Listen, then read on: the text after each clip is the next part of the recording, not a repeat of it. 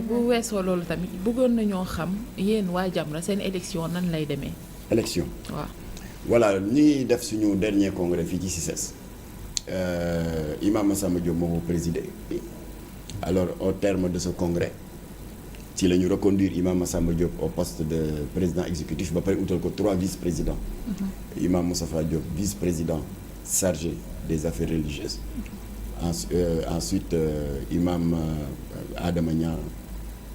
chargé de l'éducation. Alors Makhtar Gueye vice-président chargé de la communication et des relations avec les institutions. voilà léegi nag bureau boobu moom mooy dox ba tey. voilà léegi président exécutif bi nag bu demee ba yaakaar ne wootewaat congrès jot nañu wootewaat. waaye terewul nag entre 2 congrès on continue l'implantation des cellules moo tax maa ngi féliciter les cellules nouvellement créées Cheikh Amadou Bamba Faye porté nañ ko à la tête de la cellule départementale de Khombol. Biram Traoré porté nañ ko à la tête de la cellule départementale de Koungheul. Lamine Mboup porté nañ ko à la tête de la commission départementale de Bambey. Isma Dioum porté nañ ko Isma Kandji porté nañ ko à la tête de la cellule départementale de Diourbel. alors cellule yaa ngi dem léegi nag bu beneen renouvellement de bureau di jotee moi j'ai encouragé les jeunes à postuler à des postes te commencé naa former leen parce que nee naa leen moi je ne suis pas éternel Imam Massamba n'est pas éternel et le combat de Jamra doit être éternel. alors formé nañ leen ba looloo tax sa naataango bi nekk Walfa FM tous les 3 mois am na émission bu muy def qui s'adresse au milieu du hip hop ñu ngi ko tuddee Black Label man maa daan dem waaye c'est pas de ma génération alors dama yabal Biram Traoré moom moo ma fa représenté il s'est bien débrouillé. am na sa naataango yi nekk Lamp Fall TV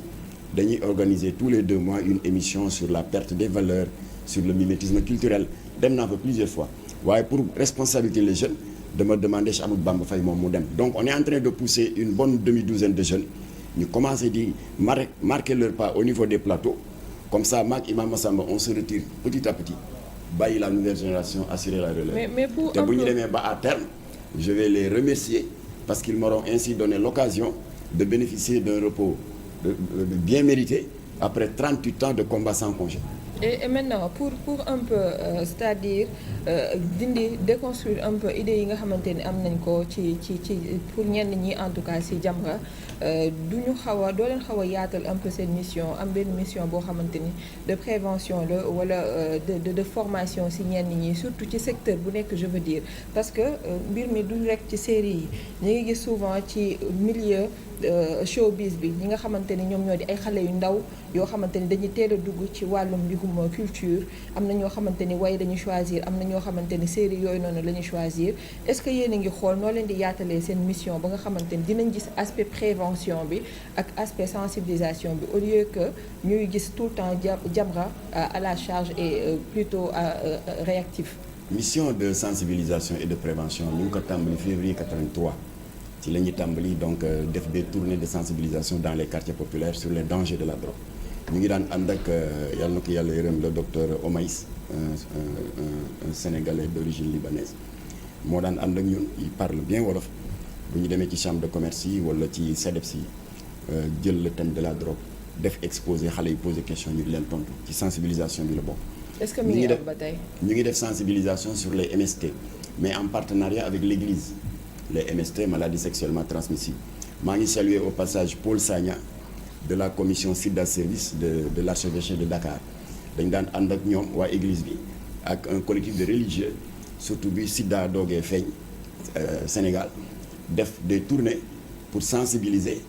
pour les mesures à prendre pour ne pas contracter cette pandémie ñu ngi continuer di sensibiliser sur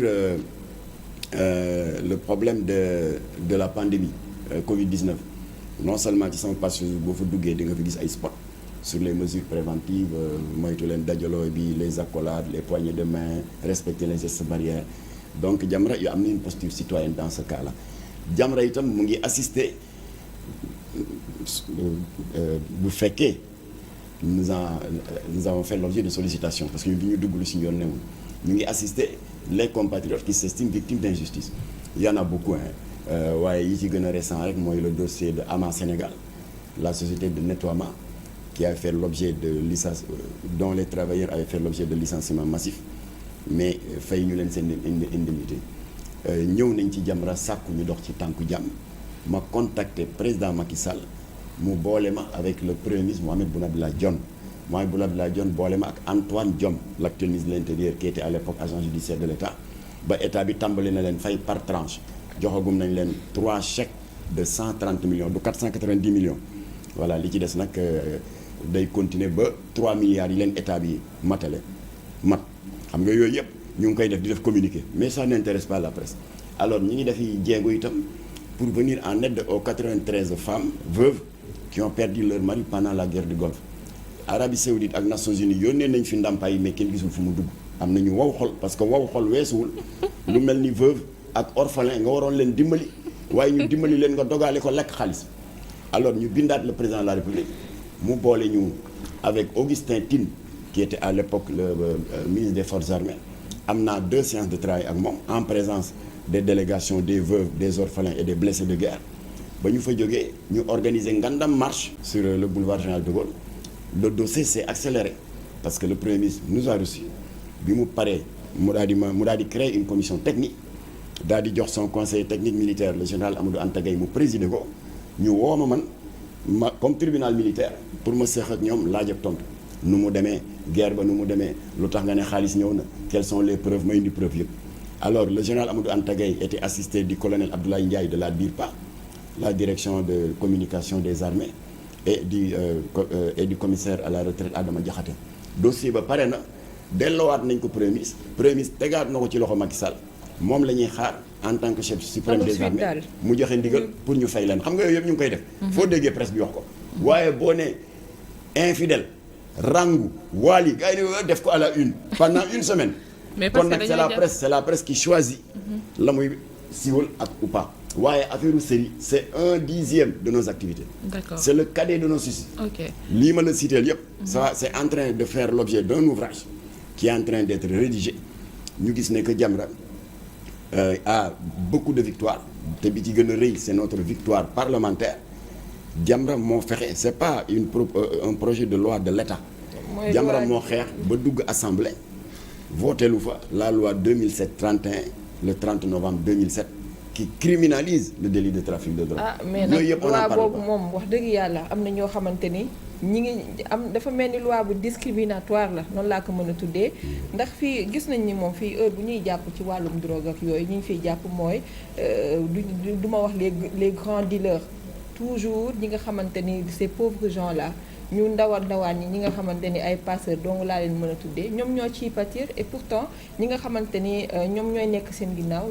Très rarement ngay dégg ñu ne ñoom la loi bi dal seen kaw. Voilà loolu tax ça a été l'occasion bi Jamra di défendre Mahamadan Fall ñu di ko wax 10 000 problèmes te nit ñi dal suñu kaw kii dañ ko jàpp Diourbel pour affaire drogue yéen ngeen di xeex drogue di ko défendre ma ne on va le défendre